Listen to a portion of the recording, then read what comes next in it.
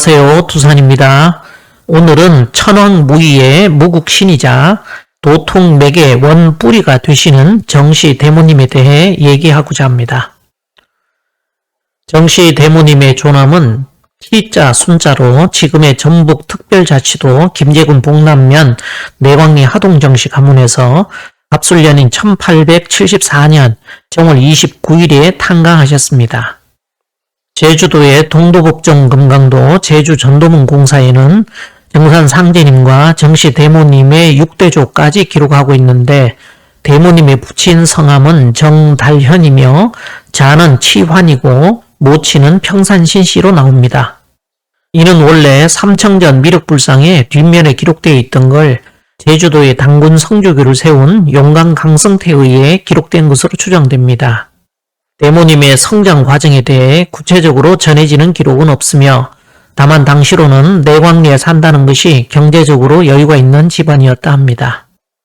상제님께서 장성하시어 홍기에 이르시자 부모님께서 매파를 두어 여러 차례 간선을 하실 때마다 상제님께서 매파가 주선한 교수집 이야기를 들으시면 그 집 선대의 가게와 친족이 인품과 악습, 악성 등을 물건 보듯이 낱낱이 말씀하시니 결국 부친께서 마음에 드는 며느리감을 구하지 못한 채 몇 년을 보내게 되어 마침내 혼사길이 막히게 되니 부친께서 무려 49번이나 간선을 너무 까다롭게 하셨음을 깨달으시고 그 뒤로 어디서든지 청혼이 들어오면 50번째 되는 교수는 무조건 호언하리라 마음을 정하셨다 합니다. 용화정경에는 상제님이 내광리에서 학동들을 가르치는 일을 계기로 중매되어 출가한 것으로 나오는데 결혼이 늦어진 데에 두 가지 썰이 있습니다. 상제님 부모님의 지나친 간선 때문에 49번을 퇴박하니 나중에는 중매하고자 하는 매파가 나서지 않으므로 당황하고 초조한 나머지 모든 것을 천의에 맡기겠다는 결심 끝에 간선 없이 정해진 혼인이라는 썰과 또 한 가지는 매파가 다녀간 뒤 청간 교수집 얘기를 하면 그 집 선대의 가게와 친족이 인품과 악습, 악성 등을 낱낱이 말씀하심으로써 좀처럼 혼인이 이루어지기 어려웠다는 설이 있습니다. 결과적으로는 대모님이 18세 되시던 십몇 년 겨울에 3살 차이였던 상제님과 혼인을 하게 되는데 이는 일륜지 대사인 혼인을 통해 정음 정양의 기틀을 마련하시고 그 기초 위에 천지대도의 법맥을 이을 천륜의 자식을 낳아 지금의 육기초의 기지를 마련하게 되셨습니다. 용화정경에는 상제님이 공부하실 때 지극정성으로 시봉하였다는 기록이 나옵니다. 당시 세존님께서는 천지인 3위로 진지 3그릇씩 올리시되 항상 남방에 설석하시고 청수상은 항상 고정된 자리에 올려놓으신지라 그 대원사에서 세존님이 득도하신 후로 사모님께서는 삭발을 하시고 여광여치로 변형되신지라는 내용이 나오는데 김낙원 정도의 정언에 의하면 상제님 화천 이후에도 머리를 스님 모양으로 깎음에 교인들이 그 이유를 물으니 너희 아버지는 미륵불이시니 나는 보살이 되지 않겠느냐고 반문하셨다는 말씀이 전해집니다. 여기서 한 가지 우리가 주의할 것은 양친께서 정하신 혼사라 하여 그대로 따르실 어른이 아니요 정부인을 맞아 들이사 결혼하셔야 할 천지 이치를 깨닫고 그대로 행하신 것이라 보니 옳을 것이라는 홍성열 선생의 말해보듯 상제님께서 50번의 중매 끝에 대모님을 아내로 맞아 들이신 데는 필연적인 천지 이치가 있으니 우리가 깨우쳐야 할 화두입니다. 화한당 실기에는 상제님과의 사이에서 2남 3녀의 자식을 두셨고 막내인 화한당을 빼고는 모두 7, 8세에 죽은 것으로 나오며 그렇게 대모님의 결혼 생활의 전반을 경전상에 기록된 액면가의 내용만으로만 들여다보면 지극히 불우하였던 것으로 보입니다. 수년 동안 유력하시며 민심과 풍속을 살피신 뒤에 30살 되시는 경자년에 고향에 돌아오시길래 정씨 부인이 이제 그만 돌아다니고 남들처럼 재미있게 살자고 간청하는 말에 상제님은 그만 그렇게 적은 말이 어디 있느뇨 하시고 이로부터는 집을 가까이 하지 않으셨다는 구절이 나옵니다. 게다가 도전에는 한술 더 떠서 증상께서 늘 천하창생의 운명을 깊이 걱정하시느라 가사를 돌보지 못하시거늘 정씨 부인이 이를 이해하지 못하고 종종 불화를 일으키니 증상께서 때로 심히 우울해하시며 행장을 챙겨 집을 떠나시니라. 이런 식으로 상제님을 이해하지 못하는 아주 평범하고 속 좁은 여인네로 기술이 되어 있습니다. 그러면서도 신축년 7월로부터 본댁에 머무르시며 쉼없이 천지공사를 행하셨으나 참관한 사람이 없으므로 전하지 못하였나니라는 대순정경 4장 천지공사 첫 머리글에서 보듯 상제님께서는 천지 대신문을 여시고 대원사에서 오신 이후 그의 집에서 천지공사를 보셨습니다. 1904년인 갑진 가을까지 3년간은 대모님이 천지공사에 수종되셨는데 이것을 두고 홍승열 선생은 상제님이 수부로 내세우셨다고 표현하는데 다시 말하지만 대모님은 본 부인이시지 수부가 아닙니다. 이건 대모님의 제대로 된 위격과 수부도수의 정확한 의미를 몰라서 그 의미를 혼용해 쓰다 보니 대모님에 대한 연구는 여기서부터 본래의 뜻이 왜곡되어 버립니다. 또한 정씨 부인이 한쪽 발을 절고 눈은 사팔이고 얼굴은 박색했으나 상제님께서는 조강지처로 맞이해 온전한 예로 대해주시고 수부의 지혜에 나아가게 한 것은 선천에 박복했던 아낙네들의 여건을 대모님을 통해 천지공사로 바로잡기 위함일 거라 추정을 합니다. 그리하여 선천에 한 맺힌 여인들을 해원시키기 위해 못난 부인을 아내로 맞아 몸소 대속하고 깨끗이여 여인네들의 원한을 풀어주는 공사의 의미 정도로 지극히 통설적인 관점으로만 보고 있는데 깊은 통찰로 인한 직관의 세계가 열려 속을 못 보니 이처럼 진리의 본질과는 한참 거리가 먼 엉뚱한 해석을 하게 되는 것입니다. 이러한 추리의 결론에 이르러서는 결국 함량 미달인 본 부인의 자질로 인해 부친의 명대로 이연하는 형식을 취하고 종도들로 증인을 세워 정 부인과 1504년에 이연을 선언한 후 가을부터 고수부님을 맞이한 정민년 동짓달 초3일까지 3년간은 김수부님에게 수부의 도수가 이어졌다는 스토리까지 연결됩니다. 김수부님은 상제님께서 화찬하신 기윤으로부터 2년 뒤인 1511년 금구 둔산리에 사는 최시문중으로 출가하는 날 초래청에서 병을 얻어 그 뒤 친가로 돌아와서 며칠 뒤인 9월 26일 22세의 나이로 선화하시게 됩니다. 이처럼 상제님과 가정을 꾸린 대모님의 본질적인 위격이나 두 분 수부님의 역할에 대한 심오한 고찰이나 좀 더 깊이 고뇌한 흔적은 전혀 보이지 않고 그저 부모가 배필을 정해주거나 그 집 귀신이 되라는 등의 선천의 폐습과 결혼 윤리를 모두 대속하는 차원의 공사 정도로 보고 있습니다. 이처럼 본래의 진실과는 너무도 거리가 먼 판안에 저급한 의식의 수준을 다시금 확인시켜주고 있을 뿐인데 현재 기준으로 거의 대부분인 99%가 이런 의식의 스펙트럼 안에 갇혀있지 않나 싶습니다. 그러고 보면 1% 정도나 겨우 사람 구실할 것으로 보이는데 아니 그 1%도 후하게 쳐주는 것이죠. 전무지 후무지법이라는 것이 그저 그런 아무나 근접할 수 있는 영역이 아니라는 걸 앞으로도 더 뼈저리게 느끼게 될 것입니다. 여러 차례 얘기를 했지만 결과적으로 상제님 무덤 곁으로 함께 들어가신 분은 고수부님도 김수부님도 아닌 대모님이신 걸 진리적으로 어떻게 반박이나 할 수 있겠습니까? 용화전경에는 특이하게도 이 소뼈와 개뼈에 대한 상제님과 대모님 이 두 분의 말씀이 나옵니다. 동곡에 계실새 오리알터를 가리켜 세인이 나의 묘지라고 한다네. 그러나 개뼈가 묻힌지 소뼈가 묻힌지 누가 아느냐고 하는 상제님 말씀이 있습니다. 또한 장사하는 뼈가 개뼈인지 소뼈인지 네가 아느냐 하시는 대모님의 말씀도 있습니다. 그런데 누가 천지음양이신 두 분의 위격을 참으로 알아볼 것인가 하고 화두로서 던지신 말씀의 깊이를 상제님과 아무 상관없는 뼈를 갖다 묻어놓았다는 천박한 수준으로 은연중에 말씀의 본질이 희석되어 오기도 하였습니다. 자기 믿음의 수준대로 믿긴 하겠지만 이는 상제님 대모님 양위분의 체백을 봉안한 성묘원이 있는 육기초를 이르는 말씀입니다. 옥희 여화도에서 선천태극이신 상제님은 역마로 나타내지만 우천 미륵 부리신 남미륵은 지천태로 뒤집히게 되면서 나는 소천이라는 말씀처럼 암소에 대응하는 황소가 되십니다. 그래서 신농시 요업이라고 하신 것이죠. 그러니 개뼈는 여미륵이신 대모님이십니다.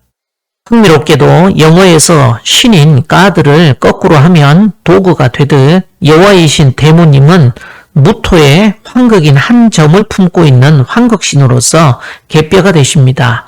그래서 지천태의 여미륵을 숙구지 도수가 자리한 개에 비유하신 말씀이 있죠.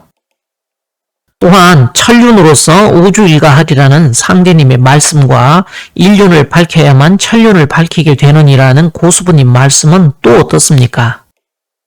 동도복종 금강도에서 전하는 행성가의 개통은 혈족으로 전하리라는 상대님 말씀과 이 아이라야 장차 나의 일을 이어 빛내게 될 것이니 잘 기르라는 종통에 관련된 빼박의 말씀은 또 어떠하며 몸이 정상이 아니요 성정이 원만하지 못하더라든 대모님이 당신의 법을 드러내시노라 바가지 많은 불덩이를 두 손으로 공 놀리듯 화권을 써 보이신 이적은 또 뭐란 말입니까? 용화정경에는 이 불이 부딪히게 되면 천지가 박산 부서지듯 하리라 하시며 네 애비는 수화를 겸용하나 나는 화력만 쓰노라 하셨습니다. 대모님이 이 한 말씀 나는 화력만 쓰노라는 이 일갈은 당신의 신원이 원천화의 자리이심을 드러내 주시는 말씀입니다. 생각했던 답이 안 나오면 문제풀이 과정이 틀렸소 하고 쿨하게 인정하고 내가 왜 그걸 틀렸을까 하고 오답 정리를 해야 실력이 느는데 오히려 자신의 도구마에 취한 채 성인의 말씀도 부정하고 똘똘 뭉친 아집에 가득한 눈으로만 바라보는 실수를 하는 건 아닌가 하고 자신을 돌아볼 줄 알아야 합니다. 정역의 월극 최위도수에 보면 화옹은 무이시고 원천하시니 생지 십기토온이라는 구절이 나옵니다. 여기서 나오는 화옹은 모두 4군데에서 보이는데 정역은 대역서와 15일원, 11일원이라는 3편으로 구성되어 있으며 그중 15일원 속에 화옹친시 가마사라는 구절이 나옵니다. 화옹친시 가마사의 첫 구절은 오라 금화 정역하니 비왕태례로다로 시작했습니다. 즉 천지비에 선천상극세상은 막을 내리고 지천태라는 후천 상생세상이 열리게 되는 것입니다. 이 말씀은 주역 계사전 제1장의 첫머리에 천존지비하니 건곤이 정의요라는 구절에서와 같이 금화정력의 주인이신 천종께서 낙서의 세상에 여미륵으로 강림하심에 비왕태례의 도솔천이 열림을 이루는 말입니다. 다음 오호라 기위친정하니 무의종공이로다 하는 구절에서 기위친정이라는 구절이 나오는데 여기서 기위는 후천무국이신 정산미륵불로서 열매 속에 자리한 씨앗이라 보면 됩니다. 또한 친할친자의 뜻을 가진 친은 주역의 13번째 천하동인괴를 잡계전에서 동인은 친야라 하였으니 이는 곧 열석자로 오시는 상제님으로 이제 단주를 자미원이 위쾌하여 다가오는 성경세계에서 세운을 통할하게 하느니라 하셨던 그 말씀에 응하는 씨앗을 품은 오황극의 열매에 비견할 수 있습니다.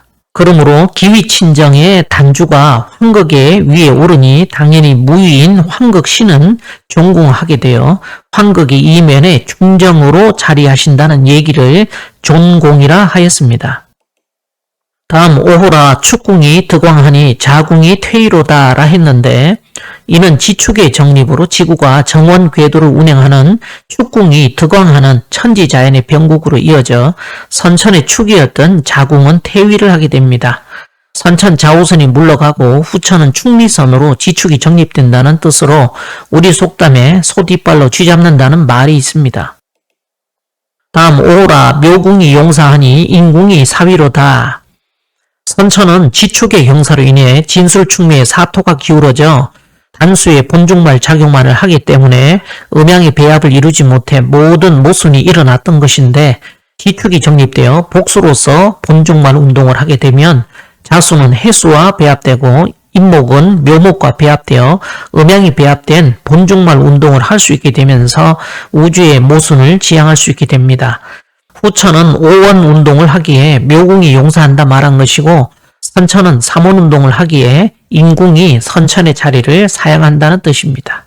이를 선우천 8궤를 붙여서 보면 선천엔 사질레의 자리에서 후천엔 사감수의 자리로 태양에서 태음으로 그 속성이 바뀌게 되며 삼목인 인궁에서 팔목인 묘궁으로 바뀌는 변화에 있어 삼목과 팔목이라는 상수의 초점을 맞춰보더라도 마치 선천의 태양이 세월의 힘을 이기지 못해 석양의 노을이 되어 간소남이라는 자식에게 이제 보위를 사양하는 양상입니다.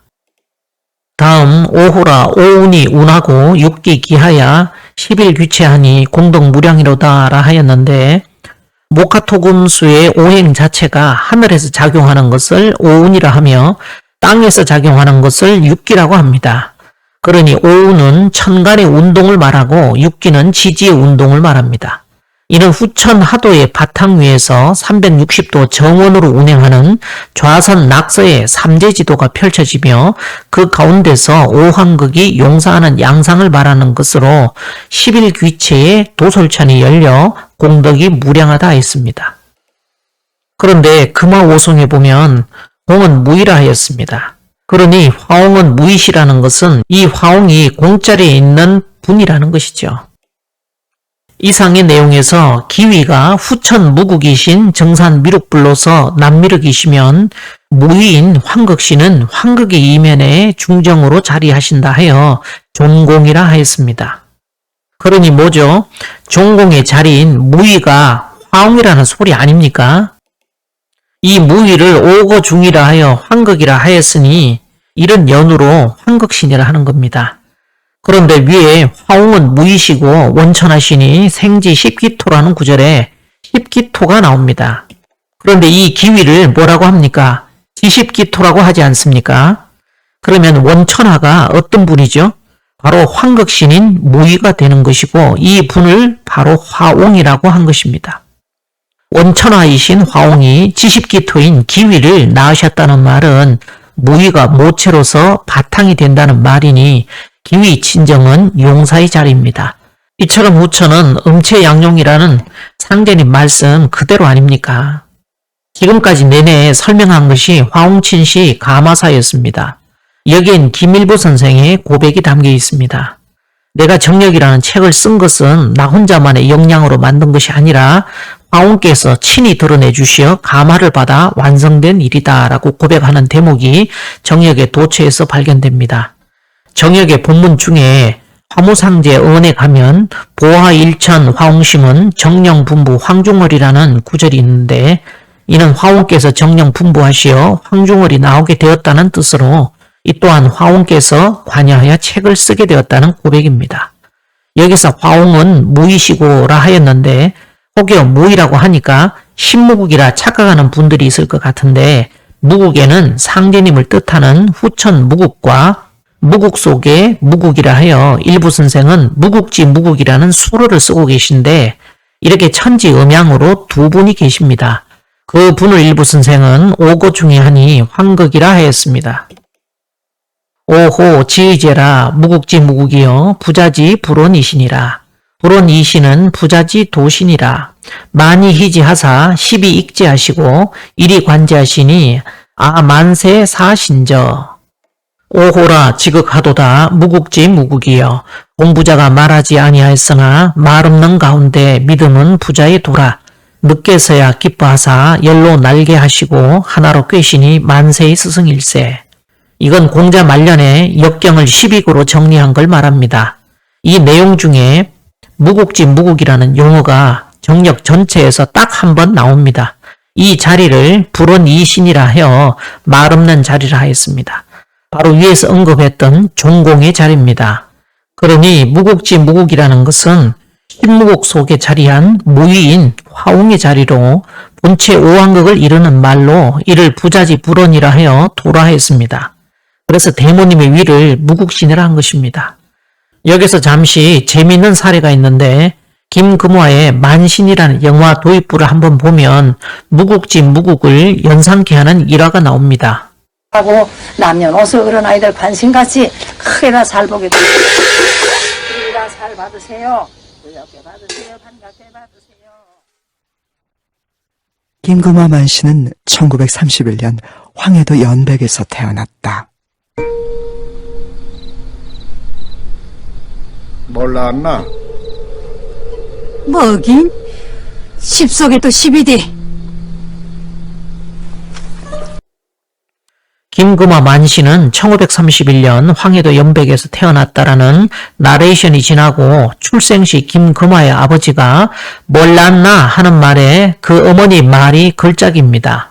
뭐긴 10속에 또 10이디 하는 이 말이 바로 일부 선생이 말한 무국지 무국, 곧 무국신이 곧 천지의 곤짜리라는 것을 민간 속설로 증명한 사례라 할 수 있습니다. 그런데 이 화옥무의의 자리를 두고 일부 선생은 천왕무의라고 또 달리 표현함을 알 수 있습니다. 지난 시간에 천왕무의는 곤덕의 자리로 천지 어머니가 되신다고 하지 않았습니까? 주역 설계절에 보면 건이마 곤이우라 하여 주역에서 말하는 소는 곤이우에서 보듯 암소를 말합니다. 주역을 보면 내일을 알리라 하셨으니 역도 이치로 상제님의 심중을 헤아려야 하지 않겠습니까? 주역 64궤에서 가장 괴사의 수가 많은 궤는 곤궤입니다. 무려 30자나 되는데 곤궤의 괴사가 30자라는 말은 30중화리궤의 의미를 갖고 있다는 뜻입니다. 중화리궤의 괴사에 보면 흉빈후 기랴라 하여 암소를 기름이 기라다고 했으니 천지 어머니 여호와로 상징되는 대모님을 두고 암소로 한 것입니다. 송아지가 어미를 부른 것과 같으니 이는 곧 하눌님을 부르는 소리요 낙반사유가 인의 예지이니 이 네 개의 젖꼭지를 잘 빨아야 살 수 있을 것이니라 하셨습니다. 송아지가 어미를 부른 것과 같으니 이는 곧 하눌님을 부르는 소리요 이 말씀은 태열천 상군을 암소에 비유하신 것입니다. 다음으로 낙반사유가 인의 예지이니 이 네 개의 젖꼭지를 잘 빨아야 살 수 있을 것이니라는 이 말씀 또한 암소를 전제로 하는 말씀이니 즉 암소이신 대모님께서 하물이심을 증거하는 말씀입니다. 또한 나무가 땅에다 뿌리를 박지 않으면 하늘이 우로를 내린들 그 나무가 어찌 기름지게 자라며 그 어미의 젖을 마다고 먹지 아니하면 그 자식이 어찌 삶을 구하리라는 말씀에서 나무가 땅에다 뿌리를 박지 않으면이라는 구절과 그 어미의 젖을 마다고 먹지 아니하면이라는 말씀 자체가 천지 음덕 자리에 계신 어머니이심을 느낄 수 있고 안내성 종도에게 아기는 어미젖으로 사는 법이니 너는 장생들에게 태울 줄을 잘 가르치라 하시며 태울 줄을 읽는 것은 천지 어머니 젖을 빠는 것과 같다 하셨습니다. 이와 같이 어미, 땅, 그 어미의 젖, 천지 어머니 젖이라 하여 여신임을 계속 강조하시고 송아지가 어미를 부른 것과 같으니 이는 곧 하눌님을 부르는 소리라는 말씀에서 어미소를 하눌님이라 지칭하시는 걸 보면 이 하눌님이 곧 천지 암소라는 것을 확인할 수 있습니다.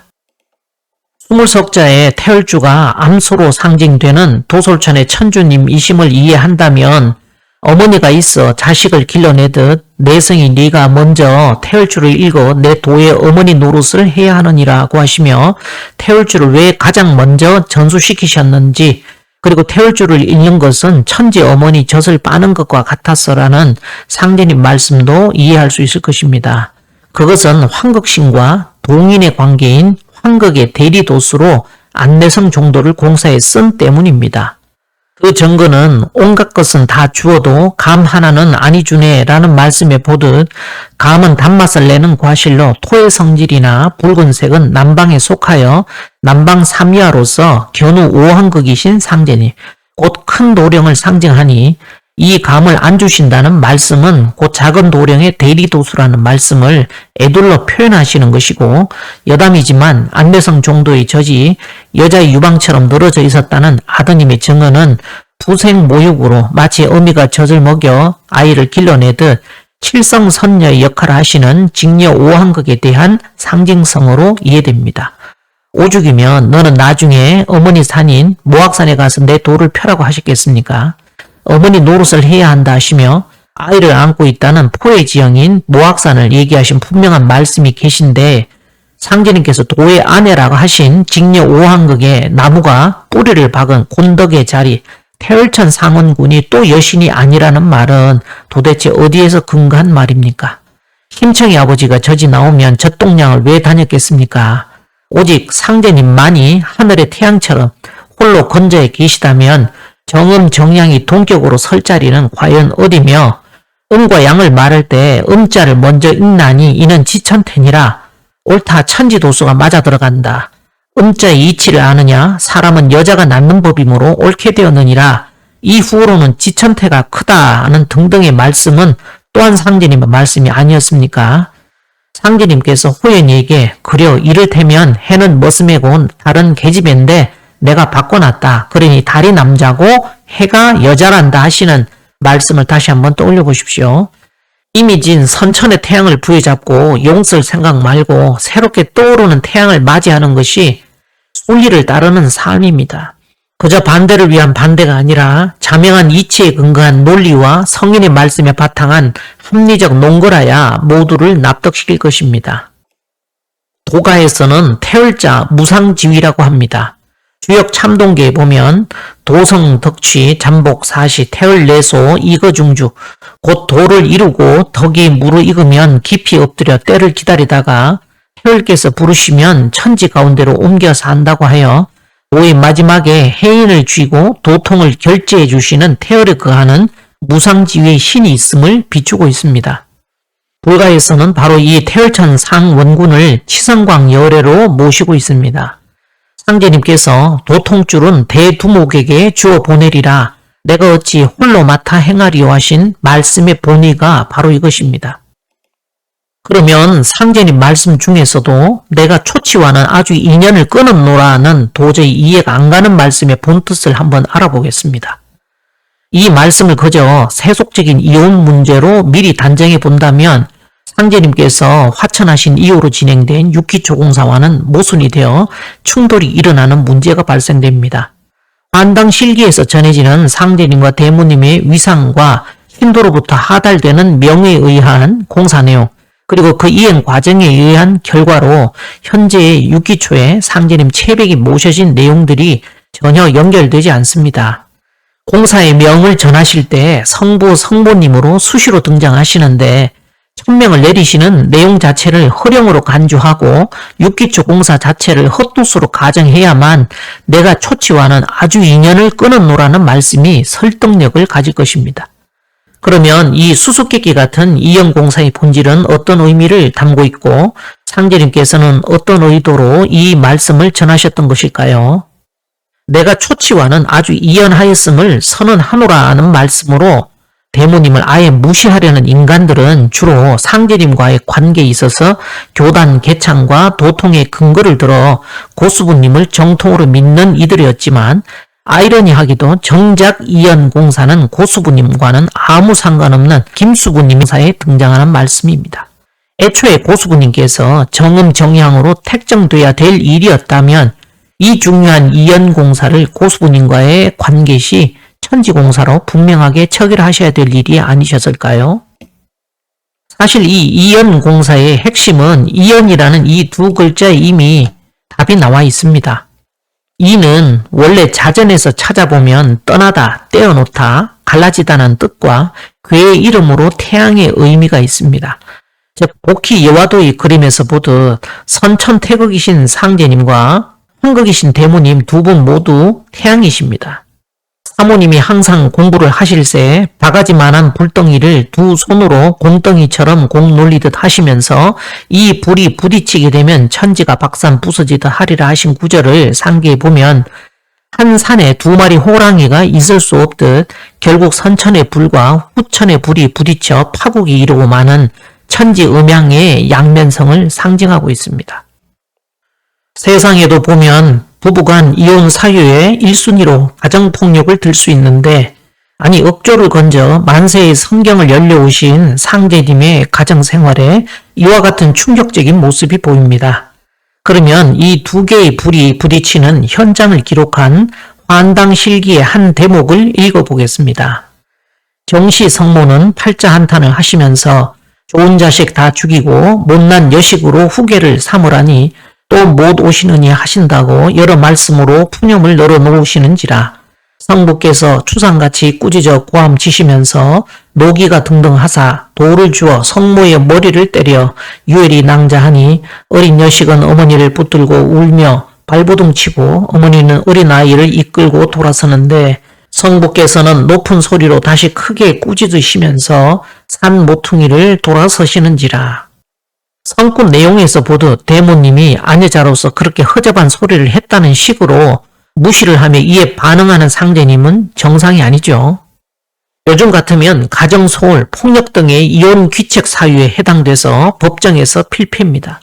부부가 합심하지 못하면 천하사는 이루기 어려우니라. 내인의 도를 닦으려는 자는 먼저 아내의 뜻을 돌려 모든 일에 순종케 하여 하나니 만일 아무리 하여도 그 마음을 돌리지 못할 때에는 분란을 이루지 말고 더욱 굽혀 예를 갖추어 경배하기를 날마다 일과로 행하라. 그러면 마침내 그 성의에 감동하여 순종하게 되나니 이것이 옛 사람의 법이니라. 이거 어느 분 말이냐고요. 그야말로 선천상극의 표리부동한 대표적인 케이스가 아닙니까? 그러니 뭐죠? 여기에는 아내의 뜻을 돌려 부부가 합심하지 못하는 선천태양의 위치로는 결코 성공하지 못한다는 결과치가 이미 노정되어 있는 것입니다. 이 도수, 상계님의 이 길을 따르는 99%의 사람들이 판아닙니다. 천하사를 빙자해서 대모님의 머리를 내려 찍는 일도 마다 않는 어금존양의 선천태양이신 상제님을 따르는 무리들이란 말입니다. 지극히 상식적인 얘기를 했는데 운기탱천에서는 돌을 주워다가 그대로 마누라 머리를 돌로 찍어버렸잖아요. 그렇게 피가 낭자하니 애는 놀래갖고 엄마를 붙잡고 발버둥을 치는데 솔직히 이 대목이 이르러서는 우리도 상제님께서 우주의 절대자라고 어디 가서 얘기하기 좀 많이 눈치 보이지 않습니까? 그래도 상제님이니까 감싸주고 싶어요. 그러면 JMS 같은 교주들 허물 덮어가며 옹호하는 그들의 작태나 우리가 무엇이 다른지 냉정하게 판단해야 됩니다. 상제님이 머리를 돌로 찍어버리는 대목이 왜 그렇게 불편하죠? 그게 왜 불편한지 자신에게 물어봐야 됩니다. 그건 분명히 가정폭력이며 반인륜적 행동이라는 걸 우리 모두 알고 있기 때문이죠. 예를 들어 주변에 누군가 그런 범죄를 저지르는 일을 목격한다면 과연 그 사람을 정상적인 범죄 인간으로 우리가 인식할까요? 그런데 상제님이니까 넘어가줘요? 왜 그래야죠? 그렇게 해야 할 정당한 차고 넘치는 이유를 찾아야 하지 않겠습니까? 그렇게 어물쩍 넘기다가 부담스러운 나머지 이 대목만 나오면 그냥 다들 머리 싸매고 주량량을 칩니다. 그러니 어떻습니까? 이런 얘기를 공공연히나 떠들 수나 있겠습니까? 쉬쉬하며 꺼내기도 힘들고 자꾸 불편한 마음에 외면만 하려 합니다. 그런데 도망가지 마세요. 이 문제는 정면으로 부딪혀서 아예 끝장을 봐야 합니다. 어떤 이는 상제님 말씀을 다 도수로 봐야 된다고 자기도 모를 소리로 대충 때우려고 하는데 그래서 나는 독함도 천하의 독을 다 가졌고 선함도 천하의 선을 다 가졌노니 네가 어찌 내 앞에 그런 폐악을 행하느뇨 이런 말씀으로 그냥 퉁쳐지나요? 그러나 그런 식 말로 때우는 건 한계가 있고 절대 상제님 혼자서는 못 빠져나가요. 너희들 내가 누구인 줄 아느냐 너희들이 내가 누구인지를 알기만 하여도 반도통은 되었느니라 하시며 나는 동정 어묵 하나라도 천지공사가 아님이 없고 잠시도 한가한 겨를이 없이 바쁜 줄을 세상 사람들은 모른다 하셨습니다. 상제님의 행동 하나하나가 공사 아님이 없으시다면 대모님의 머리를 돌로 찍은 것도 다 공사인 것이고 그러면 그렇게 찍히는 분도 공사에 포함된다는 소리입니다. 부분이 부부로 엮여 있어서 여러분들이 어떻게든 상제님 혼자서만이라도 몰래 빼돌려 해도 절대 상제님 혼자만 빠져나갈 수 없게 되어 있는 구조입니다. 이 문제는 대우주의 본질적이고도 거시적인 관점으로 바라볼 때만 이해가 가능한데 이처럼 심각한 부부 갈등의 문제는 우주적인 차원에서 보면 곧 선천우주와 후천우주의 갈등 구조에서 기인한 때문입니다. 그래서 이건 두 개의 우주이자 그를 대표하는 부부의 문제라 대모님의 입장도 들어봐야 합니다. 선천은 상극의 운이라 상극의 이치가 인간과 만물을 맡아 하늘과 땅의 전란이 거칠 새 없었나니 그리하여 천하를 원한으로 가득 채우므로 이제 이 상극의 운을 끝맺으려 함에 큰 화액이 함께 일어나서 인간 세상이 멸망당하게 되었느니라. 선천에는 위무로서 승부를 삼아 부귀와 영화를 이 길에서 구하였나니 이것이 곧 상극의 유전이라. 선천영웅 시대에는 죄로 먹고 살았으나 후천 성인 시대에는 선으로 먹고 살리니 죄로 먹고 사는 것이 장구하랴 선으로 먹고 사는 것이 장구하랴. 이제 후천 중생으로 하여금 선으로 먹고 살 도수를 짜 놓았노라. 선천은 위험으로 살았으나 후천 세상에는 웃음으로 살게 하리라. 이러한 대표적인 선후천의 갈등 구조에서 일어나는 파열음들은 대모님 말씀과 행동도 다 후천을 대표하는 인사로서 천지공사상의 도수였다는 걸 인정을 할 때 비로소 상제님의 행동도 도수로 정당하게 인정되어 면죄부를 얻을 것입니다. 이게 무슨 말이냐면 대다수의 사람들이 범하는 명백한 오류처럼 대모님이 지극히 평범한 안악내라면 절대 상제님은 이 반인륜적 범죄의 그늘에서 벗어날 수 없습니다. 그렇지만 역설적으로 대모님의 위상이 절대 상제님과 비교해 꿀리지 않을 위치여야만이 상제님의 행동은 이해가 되고 그 오해는 풀어질 것이라는 얘기입니다. 일견 부부간의 폐륜적 행위로 보일 만인이 지탄할 그 폭력적 행위가 결국 천지공사였음을 증거하신 대모님의 말씀이 있습니다. 이것이 조강지처를 돌로 찍어 머리에 피가 철철 나도록 만든 가정폭력 전과의 상제님을 어둠 속 한 줄기 빛처럼 유일하게 탈출케 하는 통로가 됩니다. 네 애비는 수화를 겸용하나 나는 화력만 써노라 하시는 말씀입니다. 이 한 말씀으로 상제님의 정체가 드러났습니다. 이 우주의 원주인으로 원천하이신 대모님 앞을 가린 채 미세를 뽐내고 있던 선천태극이었음이 탄론하게 된 것입니다. 진주주에 보면 진주, 지진주, 나무아미타불 이 우주의 진짜 주인입니다. 진법주의 구천하감으로 진법의 주인이 바로 이 분이었습니다. 김낙원 정도의 증언에 의하면 상제님 화천 이후에도 머리를 스님 모양으로 깎음해 교인들이 그 이유를 물으니 너희 아버지는 미륵불이시니 나는 보살이 되지 않겠느냐고 반문하셨다는 말씀이 전해졌는데 어떤 보살이겠습니까? 선천의 땅이신 고수부님에 가려져 보이지 않았던 지장보살이셨습니다.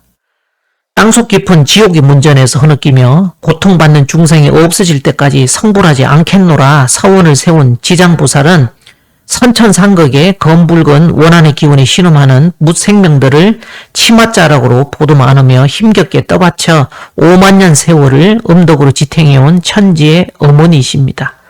이 두 개의 불덩어리가 서로 부딪혀 박산 부서지지 않도록 선천상극을 품고 돌에 찍혀 피가 철철 나도록 온몸으로 대속하여 망고의 음덕으로 선천을 지켜오셨습니다. 지옥의 문전에서 수많은 생명들의 어두운 길을 밝혀주신 분이지만 빛나는 영광의 자리를 다 버리고 지옥의 중생들을 다 건지기 전까지는 부처가 되지 않겠노라고 서원하신 말씀 그대로 선천의 땅이신 고수부님의 그늘에 가려져 지장의 천지 음덕 자리로 계셨던 걸 우리가 미처 깨닫지 못했던 후천의 어머니셨습니다.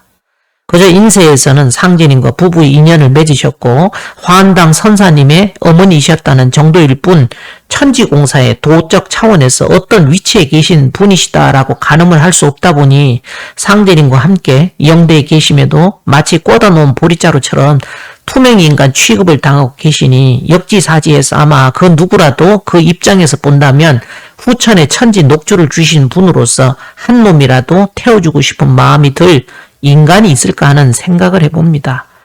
과거 우리네의 어머니들 역시 그렇게 가정을 지키며 자식들을 키우셨기에 지금의 우리가 존재합니다. 여러분들이 죽고 사는 문제는 바로 이 천지의 원주인인 대모님을 모시냐 그렇지 않느냐에 따라 생사의 판단이 납니다. 그건 진리가 태초로부터 원래 그렇게 생겨먹은 일이라 대먹지 않게 반항해봐야 헛수고이니 다들 냉수 먹고 정신 차리세요. 이게 소울음소리입니다. 믿든지 말든지 그건 여러분들 소관이고 전하는 건 나의 몫이니 어차피 내 할 일만 할 뿐. 지금이라도 대모님에 대한 오염된 생각과 불경한 마음을 싹 거두고 다시 원점에서들 공부하세요. 그것만이 사람 추리는 이 계백 세상의 유일한 살 길이 될 테니 허튼 생각은 빨리 버리는 게 좋을 겁니다. 눈치 없이 꼭 주워 터지고 나서 착하게 사는 미련한 인간이 안 되려거든. 결국 두 분의 경우에 보듯 두 개의 불덩이가 크게 부딪힘으로 상극의 원한이 폭발해 큰 화액으로 인간 세상이 멸망당하지 않게 천도는 공멸의 길로 가지 않도록 조화의 운수를 열게 됩니다. 어떻게? 바로 그것이 이연입니다. 방법은 오직 하나, 수화를 겸용하신 상제님께서 불에서 물로 재생신을 하시는 수밖에, 즉 마초 같은 육식남이 초식남으로 바뀌듯 천하의 독을 다 가진 상제님이 천하의 선한 자상한 남편으로 바뀌시면 될 일입니다. 우리도 이를 본받아 금소대도술에 짐승해서 지심대도술의 도인이 되는 것입니다. 선천하도에서 낙서로 재생신을 하는 것은 바로 사람이 개과천선을 하는 것입니다. 문제는 그것이 평상시는 불가능하고 죽을 때나 가능할까 하는 것이죠. 이 모습이 천하전 내부 구궁정자양의 중앙에 삼배옷을 입은 채 세워놓은 상제님의 영상입니다. 이런 이치를 모르니 밤나무를 깎아 모신 영상을 두고 대모님이라는 엉뚱한 소리가 나오는 겁니다. 50이라는 숫자는 대모님만 상징하는 숫자가 아니에요. 태극이신 선사님과 황극이신 두 도령을 모두 상징하는 중의적인 의미가 함께 내포되어 있는 데다가 특히 밤나무는 밤율자라 써서 선역서자와 나무 목자의 합자인 상으로 서신이신 상제님을 상징하고 있습니다. 정역에 천일 임수해여 만절필동이로다는 구절이 나오는데 만번을 꺾여도 반드시 동쪽으로 가고야 만다는 이 만절필동의 이 자리가 후천의 천주이신 대모님의 자리입니다. 그러니 율목인 밤나무는 서쪽이라고요. 그러니 안 들어가지지. 이런 기본적인 것도 생각을 안 하면 어떻게. 천하전 내부는 무랑팔계의 괴가 구국마다 돌아가며 배치가 되어 있으니 법정교 가서 한번 확인들 해봐요. 정역 8개의 후천은 상제님 말씀처럼 음체양용이라 대모님은 하도로서 바탕이 되시고 상제님은 후천 무국인 낙서의 용자리인데 정강내 낙서 구궁을 다 둘러보고도 모르는 사람들이 자기가 옳다고 진리적 판단을 내리는 그 무모한 용기가 도대체 어디서 나오는지를 모르겠네요. 이처럼 재생신으로 이어지는 금화교육의 천지 변화를 두고 상제님께서는 현무경 신부에서 수화 금목이 대시이성하나니 수행어 화고로 천하의 무상극질이라 하셨습니다. 여기서 화는 원천 화인 태을천 상원군을 말합니다. 그러니 무슨 소리죠? 화홍은 무이시고 원천하시니 생지 십기토라는 구절에 나오는 십기토는 기위로서 태음의 자리입니다. 신무국은 현상세계인 낙서의 자리에서는 양태극인 증산 미륵불로 드러나십니다. 바로 이 원천화에서 지십기토가 생하는 것을 일러 뭐라 하였다고요? 수생어화라 하셨습니다. 마치 엄마가 아이를 안고 있는 상과 같아서 천하의 무상극질이라 한 것이죠. 분명히 복희 여화도에서는 두 분 모두 태양으로 표면상 한 몸이시지만 돌을 주어 성모의 머리를 때려 유일이 낭자하니에서 보듯 내적으로는 선천과 후천으로 대표되는 갈등의 관계였다면 정역 8개에서는 표면상 해와 달로 명확히 두 분으로 이연되어 갈라진 듯 하지만 신무국 속에 오한극이 자리한 건곤 일여의 혼연일체로 한 덩어리가 되어 있음을 확인할 수 있습니다. 이처럼 이연을 통해서 상제님은 신무국으로 재생신하시고 비로소 선천태양에 가려진 원천하가 정면에 드러날 수 있었습니다. 이것이 이연공사의 실체입니다. 선사님께서 제세시에 나는 아버지가 가장 높은 곳에 계실 줄 알았는데 중궁에 계시더라.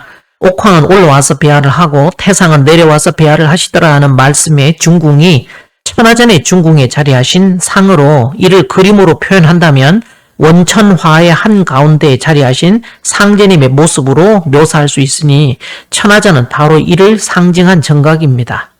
이와 같이 선천 부부에서 이연되시어 세천지의 정음정양 관계로 새로이 정립된 두 분의 건곤위인 천지 음양을 대리하여 건도 성남과 곤도 성녀의 건곤 1월로 오시는 분을 공사로 보신 것이 태극의 모체에서 나온 두 도령입니다. 이는 상제님께서 다시 황극으로 인신합덕하여 오시면서 앞세상은 공사 보신 그대로 왕과 왕비로서 황극의 정사가 열리는 후천 성경이 펼쳐지게 됩니다. 그래서 김수부님의 후비소 공사에 이 이연 공사가 등장하게 되었던 것이죠. 다음 2부로 이어지겠습니다.